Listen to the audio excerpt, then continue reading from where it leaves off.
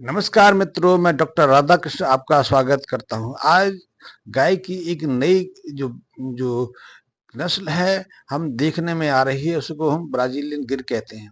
है तो भारत की है तो भारत की गिर नस्ल है, लेकिन अब आज ब्राज़ील से भारत में आई है। और हम में से ज़्यादातर मित्रों को जो देसी गाय में रुचि रखते हैं, जो देसी गाय पालते हैं, उनमें से ज़्यादातर को जानकारी भी नहीं है कि ये ब्राज़ीलियन गिर क्या है। बेसिकली ब्राज़ीलियन वैज्ञानिकों ने जेनेटिक संरचना जो हमारी जो गिर गाय की थी, उसमें थोड़ा-सा बदलाव करके, उसकी कमियों को दूर करके, अपनी जो उनकी अपनी नस्लें होती थी, उनके साथ में संयोग करके गाय की ऐसी नस्ल बनाई है, जिसके अंदर जो दूध उत्पादन क्षमता तो बहुत है, लेकिन बीमारियों से दूर रहने की, अपने जो प्रतिरोधक क्षमता है, उसमें अपार वृद्धि करने की और तेजी से विकसित होने की क्षमता है। तो उस ब्राज़ीलियन गिरी का अब भारत में पदार्पण हो गया है। अब इसका सीमन भी उपलब्ध है, इसके जो बुल भी हमारे पास उपलब्ध हैं। और ब्राज़ीलियन गिर की कुछ क्वालिटी हैं, कुछ विशेषता हैं जो हमारी गिर गाय में नहीं है। हमारी गिर गाय की दूध देने की क्षमता जो है, वो एवरेजली 15-18 लीटर है, लेकिन ब्राज़ीलियन गिरी तो 35 से 50 लीटर दूध दे देती है। अब कभी-कभी आप ऐसा न्यूज़ पढ़ा होगा, सुना होगा, देखा होगा, कुछ लोगों से जानकारी मिली होगी, ये देखो गिरी की नस्ल जो 100 लीटर दूध देती है, ये देखो गिरी की नस्ल जो 50 लीटर दूध देती है, ये देखो गिरी की नस्ल जो 80 लीटर दूध। वास्तव में गिरी, वो जो गिरी की नस्ल है, वो जेनेटिक आधारित है, जेनोमिक आधारित है। उसके अंदर जेनेटिक मॉडिफिकेशन से उसमें ये क्षमताएं दी गई हैं। तो आप आप यदि डेयरी फार्म चलाते हैं, आप गाय का पालना करते हैं, तो आप भी जेनेटिक बेस नहीं, गाय की नस्ल में सुधार करने के लिए, उसकी क्षमता में विकास करने के लिए, आप कुछ मूलभूत जो आधार होते हैं, मूलभूत जो जो कर्तव्य होते हैं, उनका निर्वाह करके आप अपनी नस्ल सुधार की प्रक्रिया को आगे बढ़ा सकते हैं। ऐसे में सबसे पहले तो यही है कि जो गर्भाधान की प्रक्रिया होती है, उससे 1 महीने पहले से गाय की शुरुआत होती है। गाय का गर्भ ऐसी स्थितियों में स्थापित हो, जब उसके शरीर में हर तरह के पोषक तत्व उपलब्ध हों। जैसे कि हम माँ-बहनों के साथ में करते हैं।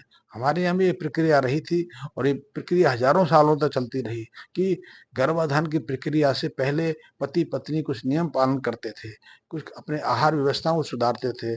फिर एक सुनिश्चित दिन के को चुनाव करके फिर सहवाग की क्रिया करते थे, ताकि उस क्षण में यदि सहवाग हो, शरीर में स्वस्थ अवस्था हो, पुरुष के अंदर जो जो शुक्राणु है, वो तेजस्वी हो, स्वस्थ हो, और स्त्री का जो अंड है, वो पूरी तरह से विकसित हो। ऐसे में जब निषेचन की क्रिया होती है, तो वो उस निषेचन की प्रक्रिया से जो भ्रूण का विकास होता है, जो बच्चे का जन्म होता है, वो सर्वगुण संपन्न होता है, वो स्वस्थ भी होता है, अपार क्षमता भी लेके आता है, बुद्धि से भी तीव्र होता है, और स्वस्थ रहता है, निरोगी रहता है, दीर्घ आयु रहता है। ऐसे ही प्रक्रिया को अपनाकर कुछ जेनेटिक जो वैज्ञानिक हैं, एक नई प्रक्रिया को अपनाया है, लेकिन हम एक साधारण प्रक्रिया अपनाते हैं, जिसे गर्भ संस्कार की प्रक्रिया करते हैं। मानव मानव के लिए हमने गर्भ संस्कार की प्रक्रिया को विकसित किया। संस्कार की प्रक्रिया में हम सहवाग के लिए सुनिश्चित दिन करते हैं, लेकिन उससे पहले दोनों पति पत्नी की विशेष तैयारी की जाती है। स्त्री के जो जननांग हैं, स्त्री के जो ऑर्गेनिक अंग हैं, उनकी सफाई की जाती है, उनकी त्रुटियों को दूर किया जाता है, और पुरुष के अंदर तेजस्वी वीर्य की उत्पत्ति के लिए विशेष पदार्थों का सेवन कराया जाता है। यही प्रक्रिया हम अपनी देसी गाय की नस्लों को अपनाएंगे, तो निश्चित रूप से उनके माध्यम से एक उच्च श्रेणी की बछिया या बछड़े का जन्म दे सकेंगे। तो ऐसे में यदि आपकी गाय गर्भवती होने वाली है, तो 1 महीना पहले उसे विशेष चारा देना शुरू कर दें। उसको उसका जो शारीरिक गतिविधि है, उनमें थोड़ा परिवर्तन कर दें। गर्भाधान से पहले उसकी जो जो जननांग है, उसका यूट्रस है, बच्चेदानी है, उसकी प्रॉपर सफाई कर दें, क्योंकि ये बहुत आवश्यक है। यदि उसमें किसी तरह का संक्रमक है, किसी तरह का उसमें प्रदूषण पदार्थ फंसा हुआ है, तो निश्चित रूप से उसके गर्भ से जन्म लेने वाले बच्चे पर इसका प्रभाव पड़ता है। बच्चेदानी, जैसे हमारे माता बहनों के शरीर में 2 बच्चेदानी होती हैं, यही संरचना गाय के शरीर में भी रहती है। गाय के प्रत्येक बच्चेदानी से हर मध्यकाल में एक अंडा निकलता है। और वो अंडा जब सांड के वीर के साथ में मिलता है, मिलन करता है, निषेचन की क्रिया होती है, तो ऐसे में गाय से स्वस्थ, निरोगी और प्रभावशाली अंडे का निर्माण हो, तो गाय की वैसे खाद्य पदार्थों से हम हम पूर्ति करते हैं। तो ऐसे में जब स्वस्थ नर का उसको सीमन मिलेगा, अच्छे गुणों वाला सीमन मिलेगा, तो वो एक अच्छे नस्ल की उन्नत गुणों वाली संतान को जन्म दे पाएगी। तो गर्भाधान की पूरी प्रक्रिया में विशेष आहार की व्यवस्था होती है, जैसे कि हम अपने मानव शरीर के लिए करते हैं, क्योंकि हमारे आयुर्वेद ने इसे विस्तार पूर्वक कई चीजें बताई हैं। तो वही हम जो कार्यक्रम है गाय के ऊपर भी लागू करते हैं। फिर जन्म के पश्चात जो 2 महीने का ड्राई पीरियड गाय के लिए रखा गया है कि जब बच्चे की डिलीवरी होने वाली होती है, बच्चे का जन्म देने वाला होता है, उससे 2 महीने पहले हम गाय का दूध दोहना छोड़ देते हैं। उस पीरियड में गाय को विशेष आहार व्यवस्था अपनानी पड़ती है, उसको ट्रांजिशन पीरियड कहते हैं।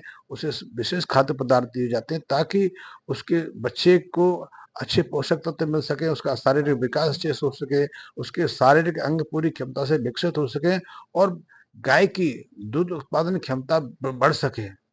तो उस पर भी ध्यान देना पड़ता है। और जब शिशु जन्म ले लेता है तो कुछ नियम हम ही अपनाए जाते हैं। बच्चे को विशेष आहार व्यवस्था अपनानी पड़ती है और बच्चे की माँ यानी गाय को भी विशेष आहार पदार्थ दिए जाते हैं ताकि उसकी दूध उत्पादन क्षमता भी बढ़े और बच्चे के लिए या जो दूध हम प्रयोग कर रहे हैं उसमें विशेष गुण आए।